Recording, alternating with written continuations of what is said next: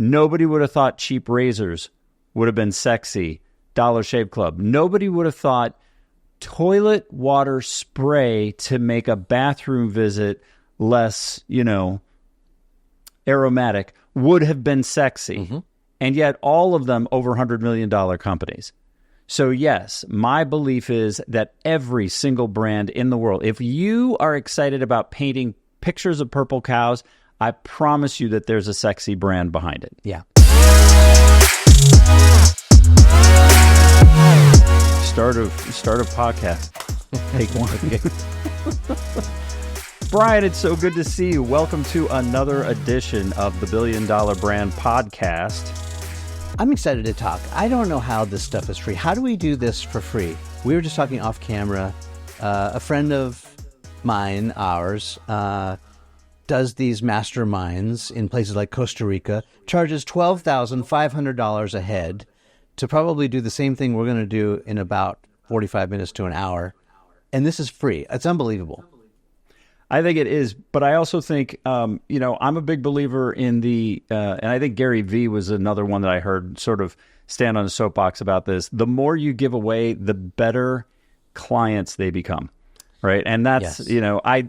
I found at the beginning of doing the TikTok thing that I really struggled with the idea as a brand. Like I was worried about, am I giving away too much? And then I actually did the math. So let me share the math with people because I think it'll help them if they are struggling with the same question in their head. Most businesses are chasing after enterprise businesses, of which there are roughly 42,000 in the United States right now, right? Do you have any idea how many small and medium-sized businesses there are in the United States? I don't. Tell me. 33,200,000, which means that the enterprise businesses represent 1%, which is to say 99% of businesses in the United States are small business. So the arrogance to think that my getting on any platform, every platform, and giving away everything that I know is somehow going to negatively impact the potential I have for converting business is absolutely ridiculous. And the minute that I realized that, I stopped worrying about it. And I get asked that question all the time. Why, man, you give all this stuff away. You give it away. Why do you do it? Why do you do it? And I'm like, because when they call and they hire me, they're better clients. They're excellent clients because they're like, I've been listening to you for a while. How does that thing work? And how do you do that? What do we do with this thing? And they're inquisitive and curious as opposed to guarded and defensive. Yeah. I have experienced the same thing on my side of the fence, on the production side. There's a mixed bag, right? Like some people, you're right, they have no idea even like brand strategy is. Like, what does that even mean? They're just all about the tactics or that, they think, they're in execution mode, but they have no strategy. Then other people, it's sort of like, what I imagine the fitness trainer thinks of me, because I know how to get a six-pack ab. I know how to get six-pack abs, Bill. I know how to do it. Turns out abs are made in the kitchen. Like, I just have to eat less. The gym is just the place to help spend your time not eating. Yeah, I got to eat less, and I got to strengthen my core. So right. I know how to do it. But then, when you have a trainer, someone there encouraging you or showing you the ropes, or maybe it's about form, helping you not get injured, avoid mistakes. This is a metaphor here. Then you need to hire someone like the brand boss or the good brain. So, yeah, I understand what you're talking about. There's no danger in giving away the information because there's so much of a need for it. No, so I think we should. I think we should give some away. And I think for the people who are listening who are struggling with some of this, that they should contact us and talk more specifically. Because I think that's why these $12,000 or however much it is, it doesn't really matter. The point is these retreats are so valuable and these masterminds are so valuable is because you hear the theory. And then to your point, I know what I need to do. Now the question is, how do I do it? When do I do it? How do I support it ongoing? And that's the place where the people, really find value, I think, in the relationship with the agencies or the production teams or the video teams or the whatever is, I get it on paper. Now, what am I supposed to do with it? Yeah. And I get so much value out of this podcast just speaking with you because I can use this as this soundboard. You've got all this experience, complementary experience that maybe I don't have as much of. And so it's so helpful to even just vet some of these ideas with you, talk it out loud, and I think that's what masterminds are good for too. You can have peers or maybe, people that you look up to, aspire to be, and you can ask them questions. You can learn from their mistakes. That's kind of what we're trying to do on the pod as well. Yeah, I think that's amazing. And the same back, as we talk offline a lot about how you're approaching projects or who you're working with or what you're doing, I always find myself scribbling down notes about, there was an aspect of this I wasn't aware of, or here's what I can learn about how to do that more effectively next time, et cetera. So I think the more that we share that information, the more you're able to see the whole picture, and the more you're able to see the whole picture, the better you are about both accomplishing the goal and getting through the process efficiently, which, is fantastic. So where do you want to start today? Well, we started talking about the masterminds in Costa Rica. Let's name names. So we're talking about my friend who's Tyler Denk. And Tyler is, a 20-something, super successful, ambitious guy who started a very boring business. He started arguably something that's already been done. He started an email SaaS for service, right? So it's like Constant Contact, or it's like, MailChimp or one of these other programs. Yet you would think another SaaS product to create email, you would think kind of boring, not very profitable, but you would be totally wrong. He has, in the last 18 to 24 months, been completely dominating the space, crushing the competition, and just innovating in the most unique and interesting ways, to the point that now he's attracting other startups and founders of all different shapes and sizes to come to these masterminds with him and, learn from him, and then have others learn from each other. It's a pretty remarkable story. From a brand standpoint, what was his differentiation? How did he make his business unique in the space? Because that's, as you said, there are a number of established brands in that category. MailChimp is certainly a name that's known. Constant Contact is certainly a name that's known. What did this brand do to create a point of differentiation? Well, first of all, I think Tyler had this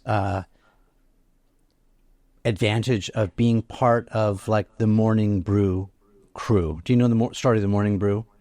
No. Oh, okay. So the newsletter business is a big business.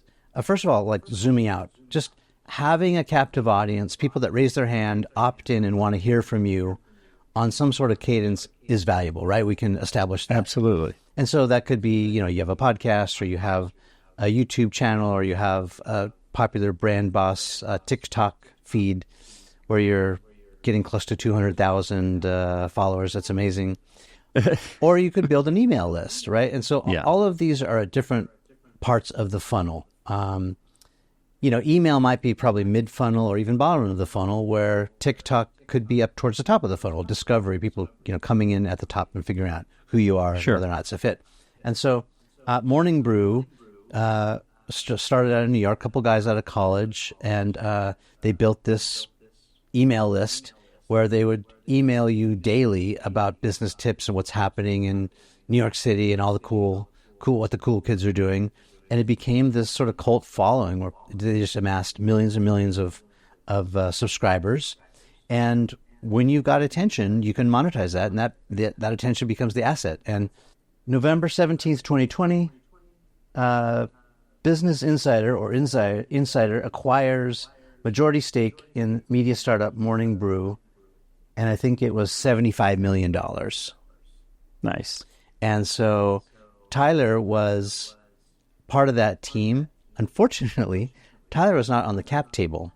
He was the brains. Oh, ouch. Yes. He was the brains, though, that did all the coding to create their, word processor, or basically make everyone's job easy on Morning Brew. And so he knew all the back end stuff. He was this coder. And, it was a really casual relationship back in the day. A bunch of college kids were like, hey, you want to come basically surf on my couch and write some code, and we'll pay you as a contractor. And then, you can maybe learn from us and parlay that into something. And so he did. He collected some money and learned from them. And then when the company was sold, he's like, okay, now I know how this works. Right?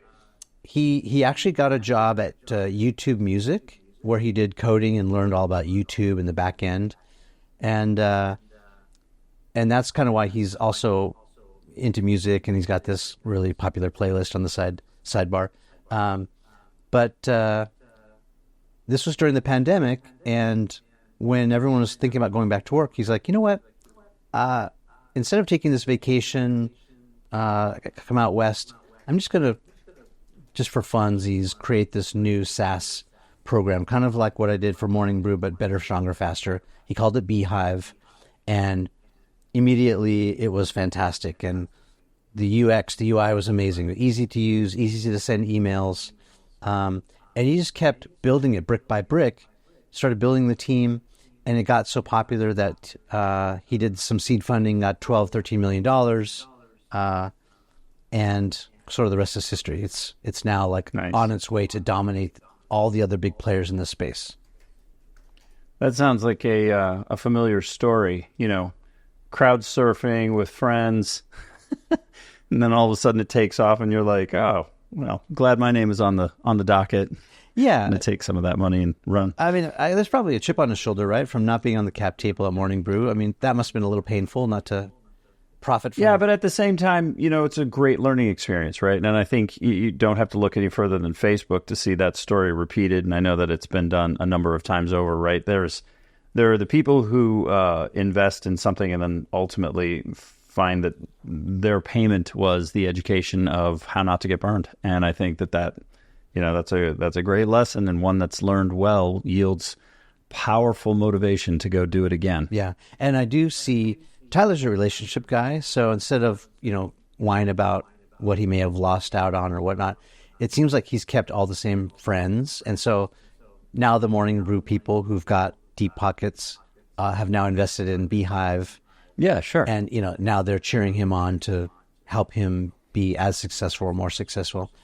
And I think that's the way to do it, right? Yeah. It's not about complaining. It's about what can you learn. What is it? You're either succeeding or learning, mm-hmm. right? At the end of the day, that's it. Mm-hmm. You were at a mastermind of sorts. You were at a business conference. Talk about that. I was, and it so struck me. So I was in a room with 50 business owners of companies, in this case, which was an unusual group for me to be in front of. They were owners of painting companies, and they were $10 million and up painting companies. And it was fascinating for me to see how little familiarity there was with the structure of brand and story and differentiation. These guys were all seeking this magic bullet. And you've probably seen clients that have done the same thing, but they were all like, over the course of a couple of days, I was watching them exchange information, right? And of course, as you would imagine, they're all sharing, quote unquote, what worked for me. Mm-hmm. And as they were going through that process, I noticed a really interesting behavior among the group. Each one of them, the minute somebody said, well, I did blank, would start writing it down. Mm. And it was fascinating to me because in one case, what the person wrote down was how they were using a combination of SEO and Facebook marketing to be able to scale their business. The problem was that they were in Montana. Mm. Okay? Everybody else was out of a major metro. And so he says, oh, yeah, he says, I got this group, and he listed the name of the group. And he said, and they put me on this path, and man, we've just been, like, we've gotten so much out of it, and it's great. And so I kind of let the comment go by.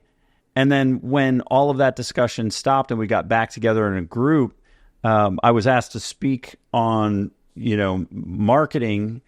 And I said, I witnessed something really insightful as I was a part of this team. And that was that each of you was so hot to get an answer, to check the box that this is what I have to do in order to make marketing work so I can get back to building my business, mm-hmm. that you missed the key thing. What worked for him isn't going to work for the guy in Chicago, Atlanta, LA, New York, because those markets have all tapped out on that advantage already. It's like a new lane that opens up in a crowded toll booth, right? Like the first 4 or 5 cars are the ones that get the advantage, and then for everybody else, you're just stuck in traffic like everyone else was. Mm-hmm. And they were so surprised to hear this. And I was like, you guys are looking for something that doesn't exist. Your differentiation comes from understanding where does your money come from now, and who is your ideal audience, and how will you talk to them and show them how much you understand what they value.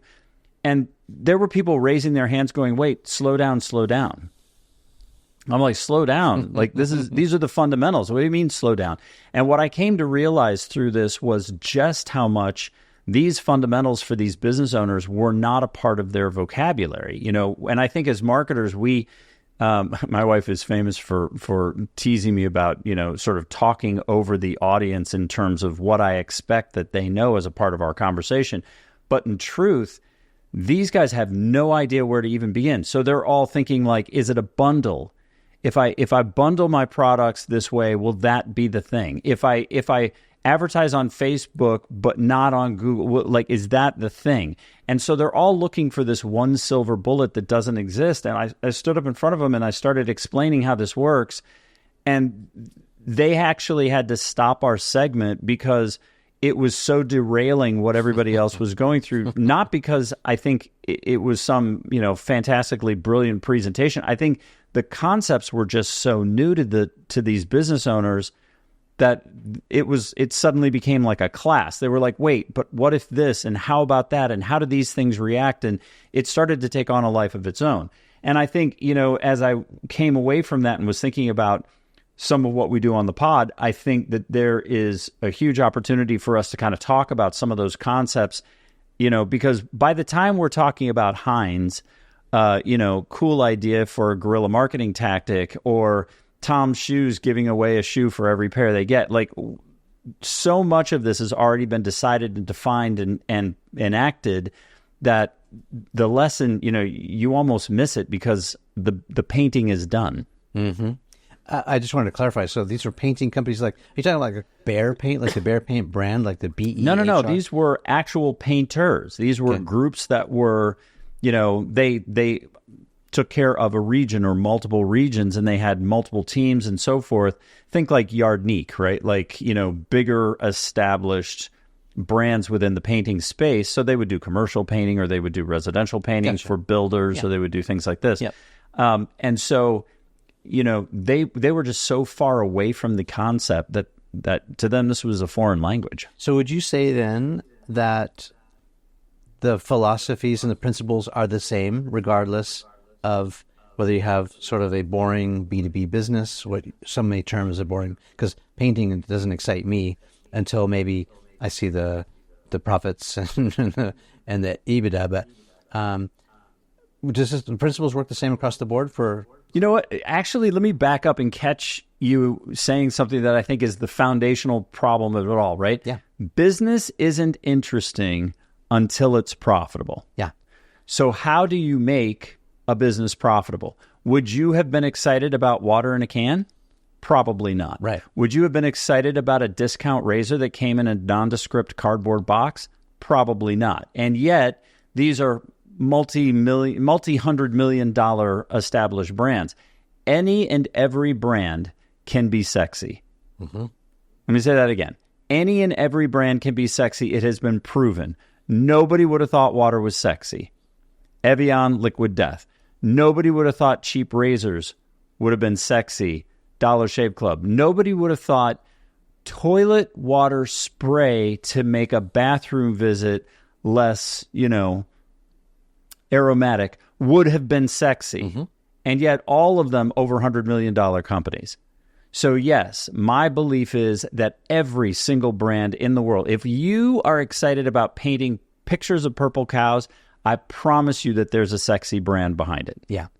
Yeah. And I agree with you that that's the opportunity, that the philosophies and the principles apply whether it's B2B or B2C. There's some differences, of course. Sure. But basically, all of what we're talking about applies to all of this, all of the time, right? It's just about, some of these core principles.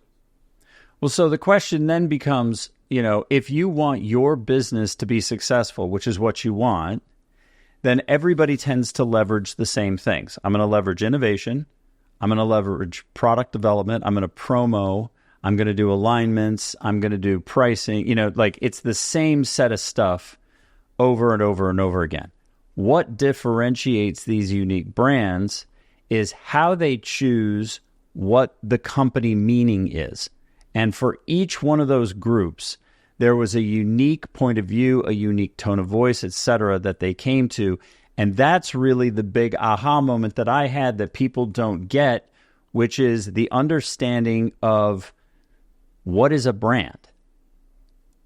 And there's all this shortcutting language that goes on to it. What's a brand? Oh, a brand is a promise. That only makes sense if you understand the mechanics of it. Right. If you don't understand the mechanics of it, that makes absolutely no sense whatsoever. Well, unpack that then for us. What are some of the mechanics? So you have to start by understanding what is a brand. Why does Disney rock and Six Flags suck? Okay, let's start with that for just a second. Yeah, here's what a brand is. They both have roller coasters. They both have roller coasters. They both have fountain drinks that are horribly overpriced. Why do people stand in line at one and not at the other?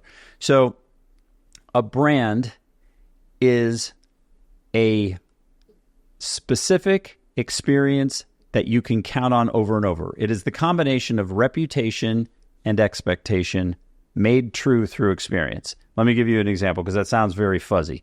If I go to a James Bond movie, I know I'm going to see the same thing, the same experience each time. He's going to be physically fit. It's going to be action-packed. He's going to get the bad guy every time. He's going to get the girl every time. It's going to be shaken, not stirred. Yeah. It's going to be gadgets. It's going to be cool cars. Stay on Disney and Magic Mountain. I think those are two great comps. They're both theme parks. One, is a little bit cleaner than the other. One has distinct characters. Yeah, okay, so hold on. So stick with me for this for a second for the thing, and then we'll go back to the Disney thing because it makes a lot of sense. Okay. So that concept, right? The thing that we want people to walk away with, the reputation and expectation that we want for the Bond brand is those things, okay? That's a purposeful choice. Ian Fleming sat down and said, I'm writing this character. This character is going to be these things. These things are going to be cool. Now, did he have the whole picture then? No, but he had a really good germ of an idea. And over time, he built on that. But the core idea, I want this to be a fantastic sort of super guy that we all sort of aspire to be, that's able to get out of any situation, that always gets the bad guy in the end, that's always gets the girl. Like that construct, that's the brand. That's the foundation of what he wanted people to walk away with. And that's the promise. And then he built on top of that. Yeah. And you can call it that. You can call it brand promise. You can call it brand ethos. You can call it whatever. And I think the language is part of what makes it wrong. So let's go back to your Disney Six Flags question a second ago. Why does Six Flags suck and Disney is awesome? Is because Disney wanted to create a magical place. It wasn't about the rides. It was about creating a magical place, which they later built language to say, we want to recapture the magic of childhood. That's how they ultimately came to express it. But originally, Walt Disney's thing was, I want to go to a place that's so magical that you forget about daily life. So the nugget of the idea was there right from the beginning, not just rides. But beyond that, how could we make it magical? Well, then if it's not just rides and you want to make it magical, then the people that you engage with should be magical. And if you're there and you're not on a ride, how could we make that magical? So if you're a mom who's got teen kids and the teen kids are out riding the rides and you've got little Timmy who's, a year and a half old and gets tired easily, like what are you going to do to keep little Timmy active, at the same time? And so if you go into the Disney experience, you'll see that there are all kinds of things for people to do at every level. If you're the mom that's stuck there, there are a ton of little engagement things that you can do with your little magic wand, or like little things to find where the plants talk to you down at their level. And everything about the experience from start to finish was like, how can we make this as magical as possible? Now, flip back over to Six Flags. Six Flags is like, dude, we got a really sweet roller coaster at like corkscrews a bunch, or like it's the fastest one, or it's the first one that's upside down. And people go, but standing in line isn't interesting. And there are no characters that are interesting. And there's no story beyond the rides that's interesting. And so they become commodity, and those things don't last. And so the value of the brand is less, and the revenue they generate is less, because there's no brand experience that you get out of it, or the brand experience is so much less that it's worth less. Yeah, I'll just underscore that because I think it's so important. So Magic Mountain does have a lot to offer, and they do have, an offering. The offering is, come to Magic Mountain, and we're going to scare the shit out of you on one of our all wooden roller coasters that's going to take your breath away. But like, that's about all you've got. And so this commodity stuff that you're talking about, yeah, I mean, you can get that adrenaline experience by base jumping or by going really fast in a Porsche, or, so it's not distinct, right? Like, so that Disney experience is distinct, and the adrenaline rush, I mean, it's fun. It's not to be discounted too highly, but it's but so let's say that Magic Mountain, though, wanted to become a bigger, stronger brand. Yeah.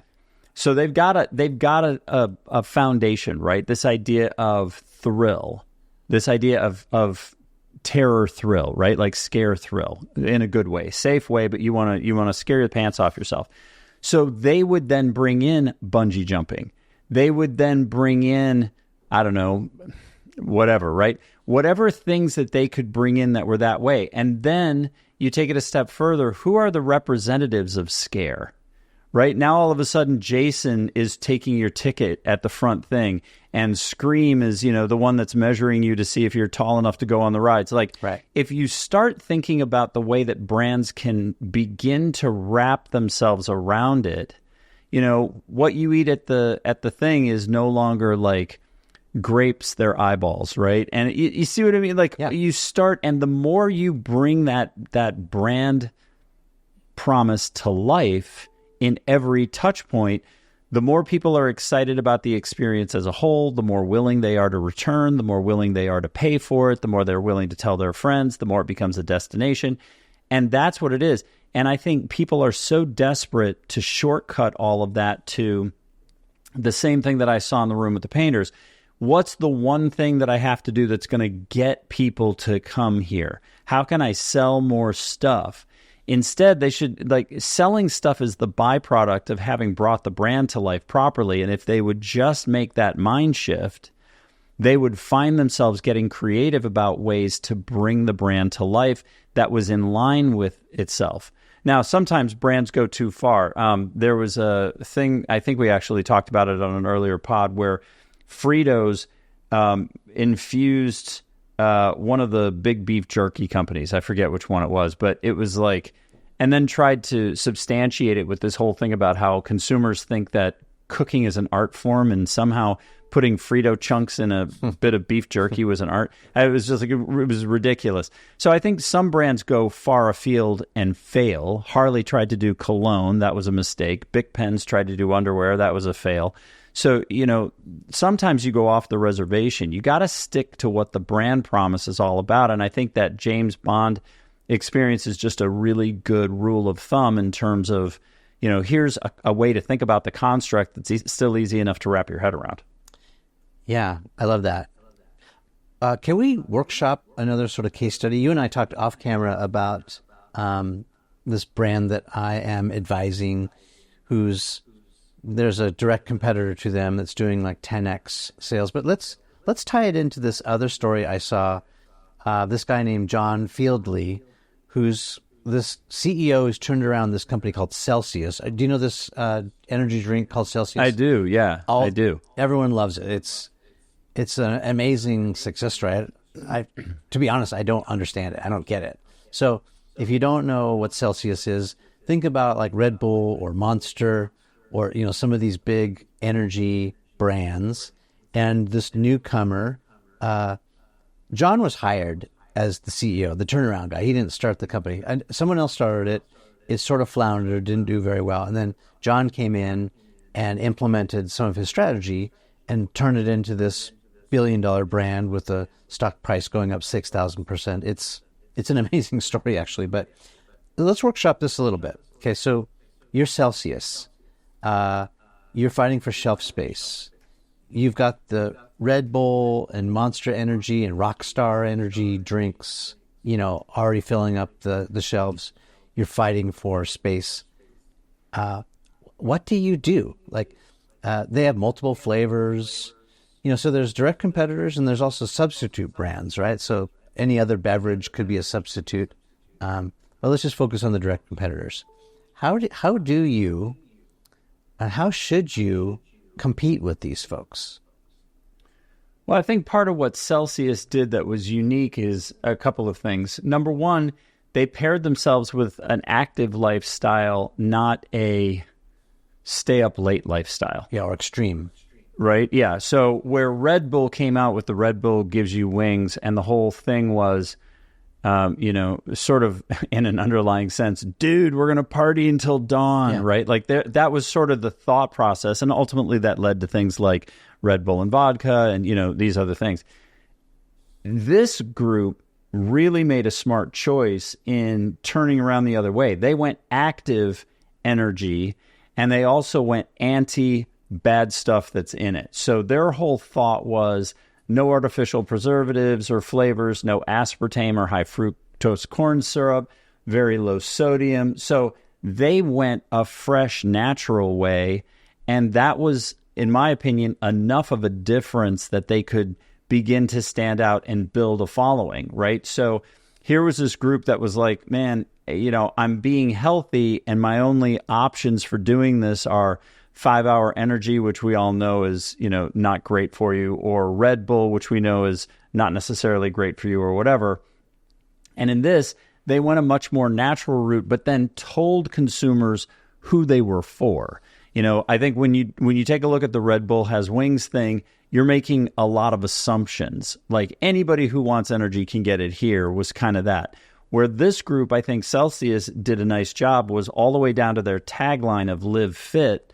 They went all the way down and said, look, we're not going to try to be for everybody. We're going to be for the fitness folks, and we're going to do it with a product that's made better, that is going to complement what you're already doing to take care of your temple. Yeah. This is your side of the house, the packaging and the design. I'm just going to comment on what I just see, and then maybe you can comment on my comments. It's like, so, sort of to back up, you have all these competitors are in the space. They've claimed, they put a stake in the ground. Red Bull is saying, you can club till dawn, or you can drive your car fast, or you can stay up late. It's the adrenaline junkie or party dude drink.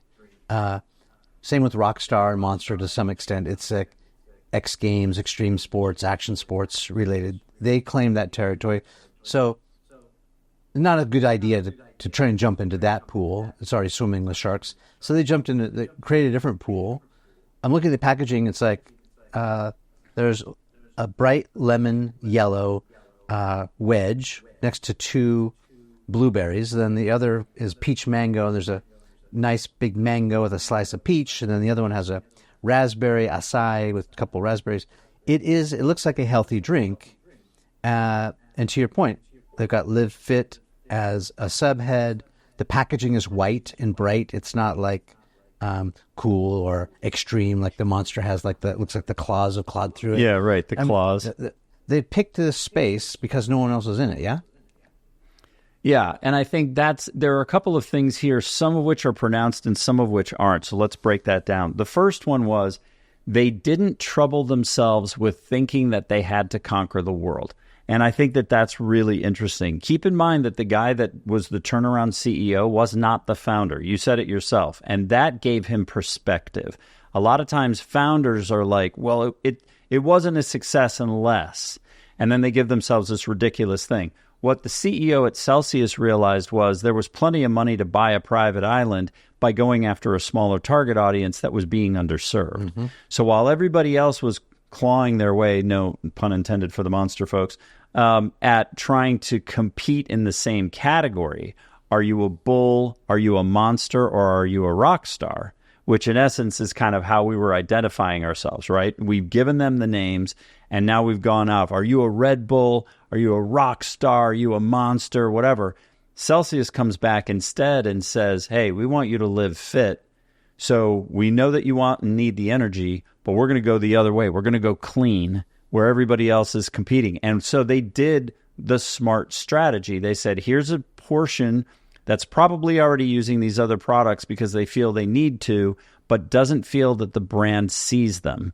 Mm-hmm. And they allowed that to be the wind underneath their wings to kind of lift them up. So they went, hey, we're going to put flavor combinations front and center.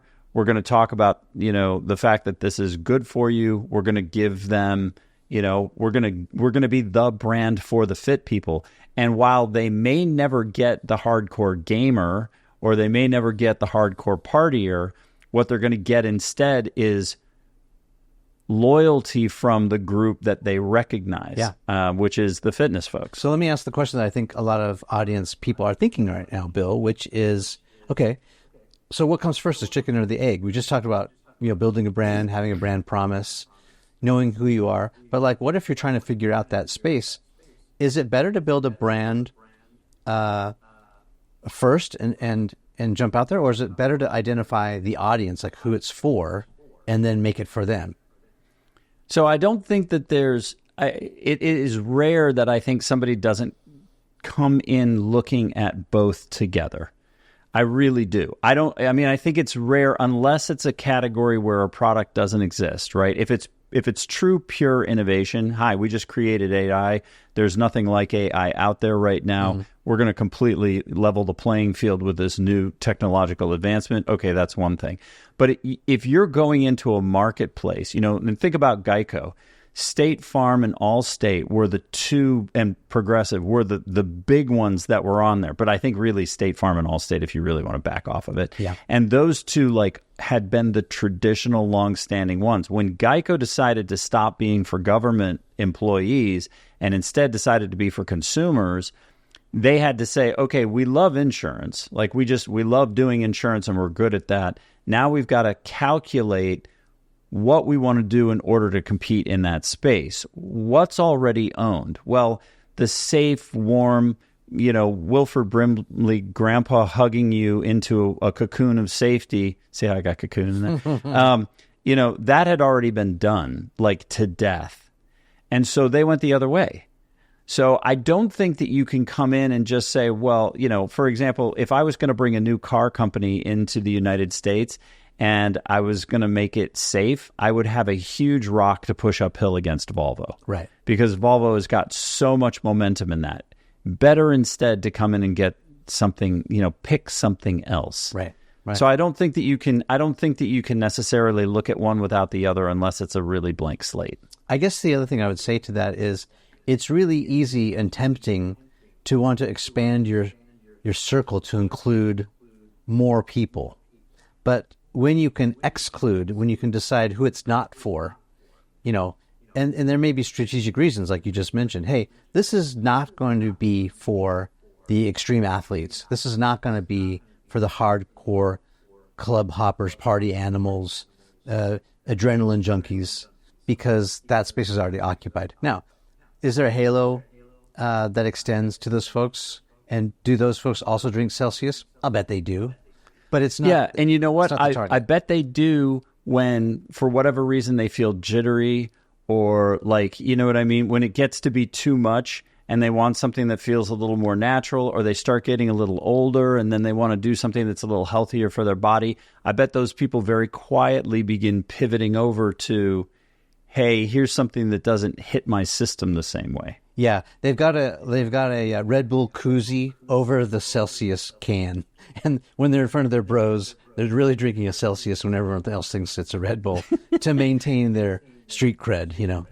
Right? They're probably fronting. Okay, yeah, it's good advice. I like it. I think the more people stop, it's just funny to me as I watch.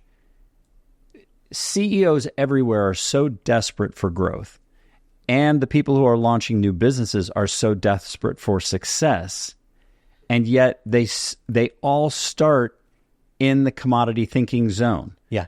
I'm going to make my mousetrap. But as your friend found inside the email space, how different can email really be? Like, let's really think about that, right? They send email, you send email, everybody sends email. Now, who are you and why should I care? And that's really the question that needs answering. Who are you and why should I care? That's where you're going to find your success. Whether you're a personal brand, a B2B brand, a franchise group, a huge business, why should anybody care? Yeah.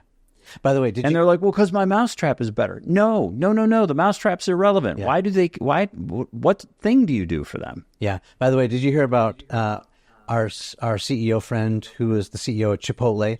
I don't want to take responsibility for taking him out, but he's out. The CEO at Chipotle is out.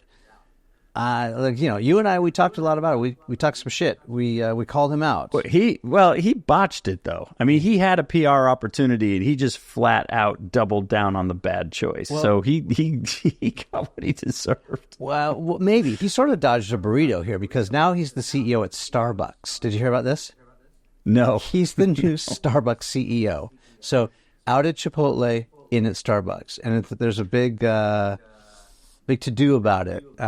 He's the same guy, but he just made this, arguably not a lateral move. He traded up, right? But I'll be super curious to see how long that goes. And going back to the Nike thing that, you had sent over to me, talking about the new CEO that came in and sort of, was all gung-ho on direct-to-consumer and canceled, a third or a half, I forget what the number was, of the brick and mortar retail partnerships that they had, and drove the profitability of the company down. I'm super curious to hear how that goes. And if you take a look at his background, it makes sense because the things that he had been selling prior to that allowed for one-to-one that way and didn't require brick and mortar that way, and there was no reason for him to consider it the same way. So he comes swinging in on his vine from the successes of his past, drops into a totally new environment. I'll be curious to see whether this CEO can make the jump from burritos to barista and, is able to make that work. And maybe he was just in the wrong company, but had the right ideology, and maybe it'll work perfectly for what Starbucks is trying to achieve on its behalf. Yeah, I think one of his biggest challenges is going to be navigating Howard Schultz. So, Howard is infamous, the founder of Starbucks, for sort of micromanaging, in his defense, it is his baby. And, he'll come in and he'll hire a CEO and then won't like what that CEO is doing and will kind of have his fingers in the espresso, so to speak, all the time and not let that person evolve the company. But we'll see. Yeah, and it's, going back to your Celsius scenario and talking about the advantage that the CEO had there of being absent the founder, right? And being able to come in and say, hey, we're just going to do this one focal point instead of trying to, take over the whole market. Those are all the questions that new CEOs have to answer, right? Are you able to manage the scenario, and are you able to reach the destination?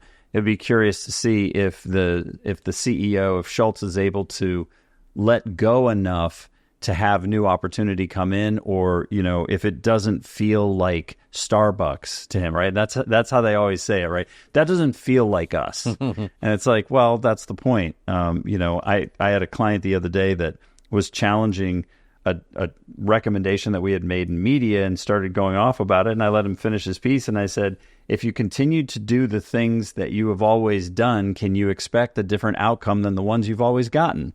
And he was like, touche, he's like, that's such a good point.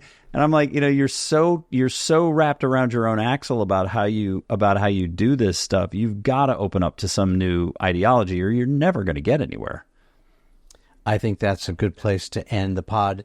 I will extend the invite again. If you are a CEO, whether that's a small business owner or you're running a large to extra large $1 billion brand, we want to hear from you. You want to come on the show? We can workshop your whatever problem, solve for X, or if you want to submit your story for us to hash out here in an episode, we're happy to do it. I'll leave the link in the show notes.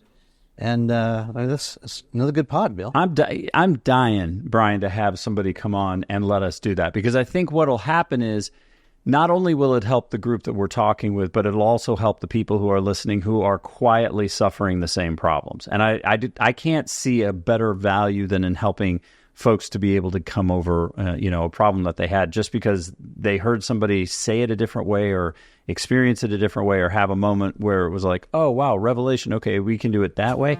I think that would be such a positive thing to share with the world. So I hope that we wind up tickling somebody's, interest on that, and we get some people to line up for it. It would be great.